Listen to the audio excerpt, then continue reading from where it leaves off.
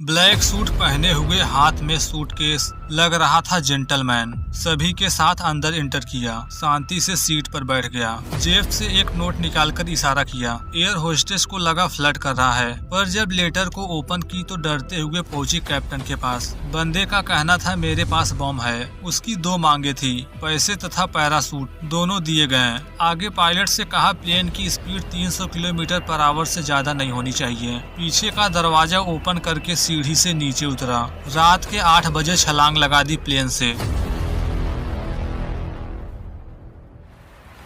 Story की शुरुआत हुई 54 साल पहले 24 नवंबर साल 1971 को। यह है देश यूएस के पश्चिम में स्थित पोर्टलैंड इंटरनेशनल एयरपोर्ट। शाम का समय था। देश भर के लोग घर पहुंचने के लिए नॉर्थ वेस्ट एयरलाइन फ्लाइट 305 से यात्रा करने वाले हैं। इन्हीं पैसेंजर के बीच है डैन कूपर नाम का शख्स। आखिरी समय में फ्लाइट के लिए $20 का भुगतान किया।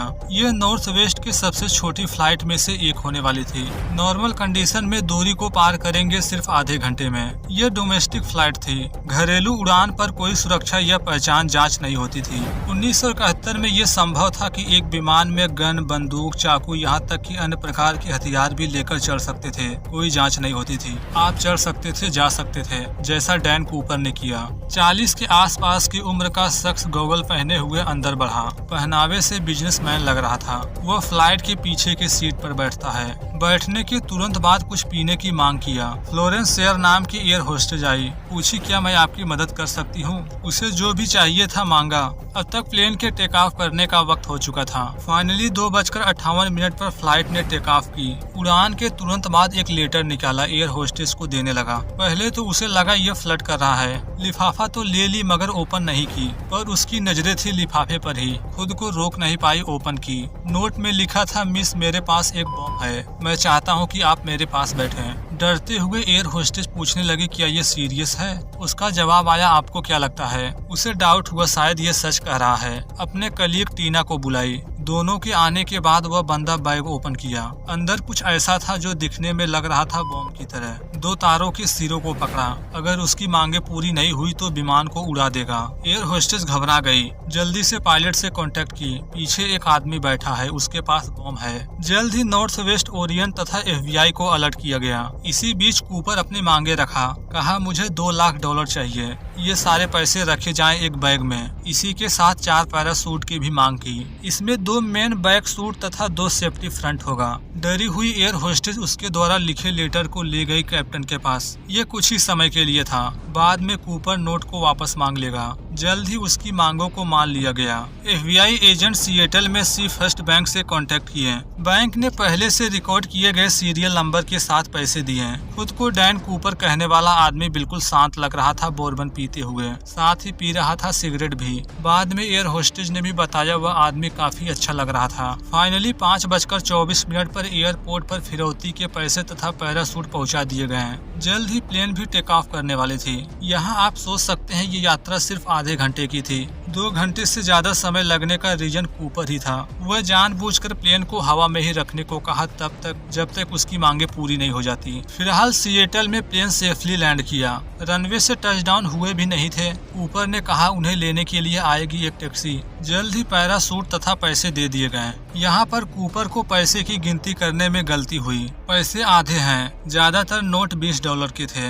बिना गिनती किए आकलन लगाया पैसे बराबर होंगे। रात के अंधेरे में ही 2 पैसेंजर को प्लेन से बाहर निकाला गया। बाकियों के बाहर आने की बारी आई तो उन्हें निकलने से मना कर दिया गया। कैप्टन को उसकी अगली चाल समझ में आ गई। वास्तव में कूपर यहाँ से बाहर नहीं जाने वाला था। फ्लाइट में फिर से फ्यूल भरवाया गया। कूपर ने फिर से टेक ऑफ करने के लिए कहा। पैसेंजर का जीवन दांव पर नहीं लगा सकते थे। फ्लाई करने की परमिशन दे दी गई। हाईजैकर मांग करता है 10,000 फीट की ऊंचाई पर लैंडिंग गियर तथा फ्लैप्स नीचे करके उड़े। साथ ही विमान की गति 300 किलोमीटर प्रति घंटे से ज्यादा नहीं होगी। ये सब करवाकर क्या करना चाहता है किसी को नहीं पता।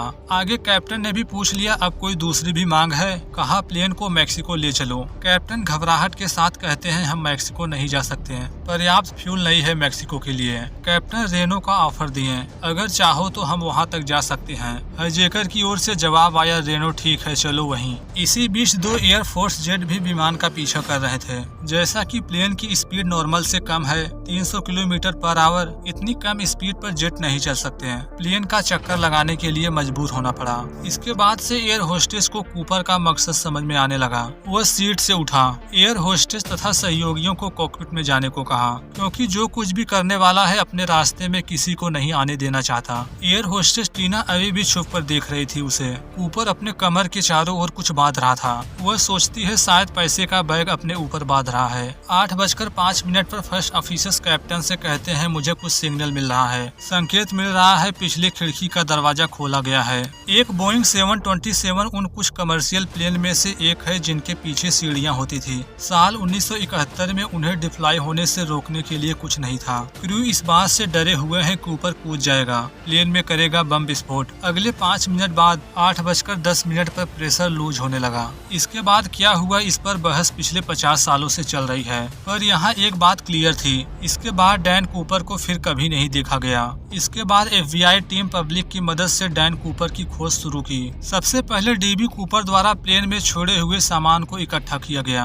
पैराशूट की हेल्प से DB कूपर के कूदने के लगभग 3 घंटे बाद प्लेन पहुंची थी रेनो रात के 11:30 बजे। वास्तव में उस रात विश्वास करना मुश्किल था कि वह प्लेन से कूद जाएगा। सच का पता चला रेनो के एयरपोर्ट पहुंचने के बाद। वह जिस ग्लास को छुआ था बाकियों के साथ मिल गया, इसलिए उसे कभी पहचाना नहीं जा सका। रातों रात गवाहों के बयान पर उसका एक स्केच तैयार किया गया। जल्द ही उस एरिया की खोज हुई जहां के आसमान में कूदा था। उस समय विमान ऑटो पायलट पर था, इसलिए राइट पाथ पता करना आसान हुआ। पीछे के डोर तथा सीढ़ियां रात के 8:05 पर ओपन हुई थी, पर यह एक्यूरेट बता पाना मुश्किल था वह कूदा कब। ऐसा प्रेडिक्ट किया गया उसके कूदने की संभावना थी 8:10 पर। यह वही समय था जब कैबिन में एयर प्रेशर की कमी हुई। लगभग 40 किलोमीटर एरिया को डॉट किया गया। अनुमान था वह इसी एरिया में होगा। हेलीकॉप्टर तथा स्पोर्टर विमान FBI एजेंटों तथा नेशनल गार्ड की बड़ी संख्या में मदद करते हैं। सेना भी कई सैनिकों के साथ मदद की।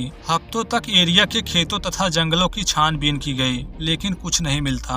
मानो डैन कूपर गायब हो चुका है। एक न्यूज़पेपर में हाईजैकर का नाम मिस्टेक से DB कूपर लिखा गया। वास्तव में उसका नाम डैन कूपर था। इसी छोटी गलती ने उसे नया नाम डैन कूपर दिया।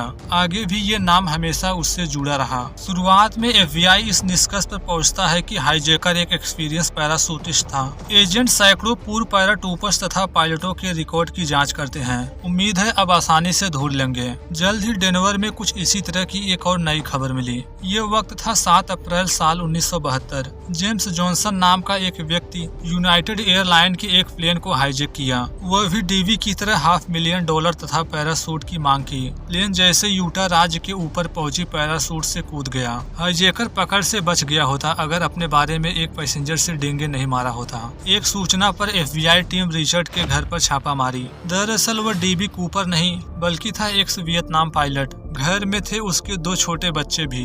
एक अलमारी में उन्हें एक जंप सूट तथा $500,000 से भरा एक डफेल बैग मिला। अभी डाउट है इसी ने दोनों हाईजैकिंग की है। अरेस्ट किया गया।